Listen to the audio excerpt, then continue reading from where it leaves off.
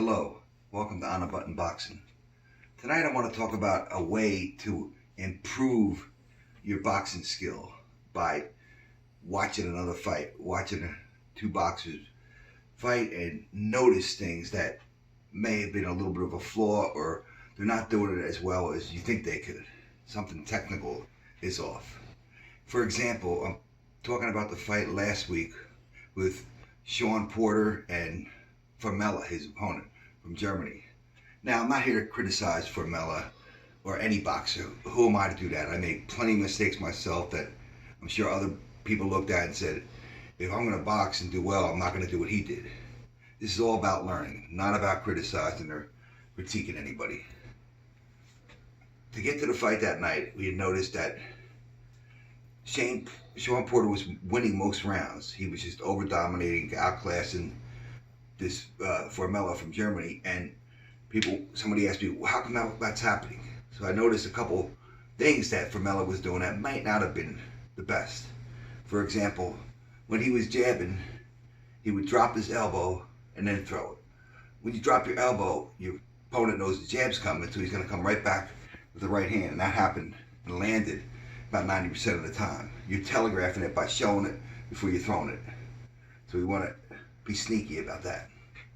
Number two, Formella's hands were up here, but just having your hands up is not enough to have a good sound defense. You want to give assignments to your hands. You're standing more vertical. We want the right hand to smack down the jab, block the left hook, their body up here. The right hand was blocked by our left hand. Give assignments to your hands. Cover up, keep your defense in tight. This boxer was had his face first out here, wide open down the middle. He wasn't blocking or slipping hardly any jabs. And this is because you can't look forward like this. Your opponent is trying to shoot punches right down a pipe to hit right here. You want to be able to not let that happen by keeping your chin down and parrying it or slipping. Don't make yourself so available. Protect yourself. Another thing we had noticed that whenever the combination ended or the round started, Formella kept coming back right into the pocket. And in the pocket, right where he's in punching range with Porter, he was losing. He was getting out punched.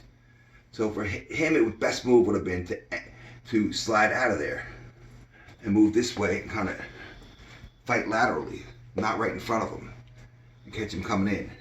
He was unable to do that because, like we said, the jab. It was dropping down and not full extension. It's hard to do that. We want to have the proper jab so we can step out like this. That's where the technique comes in too.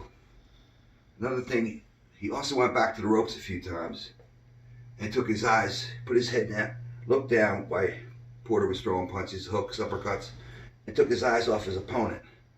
And like we said, if you can't see it, how are you going to block it? Don't ever take your eyes off your opponent. Look so you can react to it and counter punch.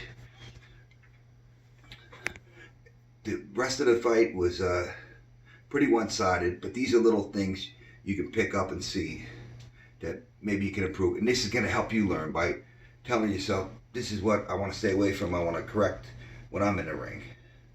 It's totally educational, and I think it'll help you get a little better in boxing. And if you like this video, I want you to subscribe to my YouTube channel, On a Button Boxing, with Uncle Robert.